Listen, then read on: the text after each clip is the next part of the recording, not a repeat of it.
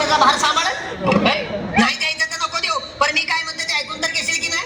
फुकट आहे, फुकट असलं तर घेईन म्हणते ऐकून. म्हणतात ना भाऊ, इकडचं असलं तर घेईना कोणी आणि फुकटचं असलं तर बापले दोन्ही. अरे फुकट तर फुकट का होईना, पण तू जर माझं ऐकून घेतलं ना तर बुरगुंडा होईल. असं आलं तुला?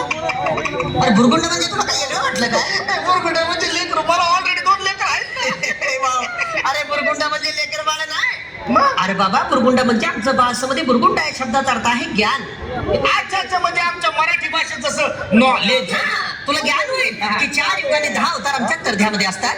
तुझे आहे तुझं पाशी, परंतु तू जागा चुकलाशी, आणि तीच चुकलेली जागा दाखवण्यासाठी संतांनी ग्रंथांचं, भारुडांचं, वाङ्मयांचं निर्मिती केलेलं आहे. बाबा मला सांग, एखाद्या वेळी ग्रंथ जुनं झालं त्याचा दुसरा आवृत्ती काढता येईल, भारूड जर फाटायला लागलं त्याचा झेरॉक्स करून ठेवता येईल. परंतु मला सांग भाऊ, त्या ग्रंथांचा संस्कार करून देण्यासाठी नरध्याची प्राप्ती आम्हाला परमात्माने करून दिली. या नरध्याचं झेरॉक्स मशीन झालं का रे भाऊ तयार?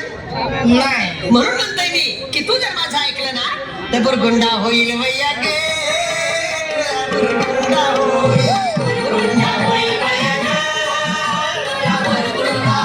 अगं तुला बी होईल वैया, मला बी होईल. तुला बी होईल वैया, मला बी होईल. अगं तुला बी होईल वैया, मला बी होईल. तुला बी होईल वैया, मला बी होईल. असं बुरगुंडा होईल वैया गे, तुला बुरगुंडा होईल.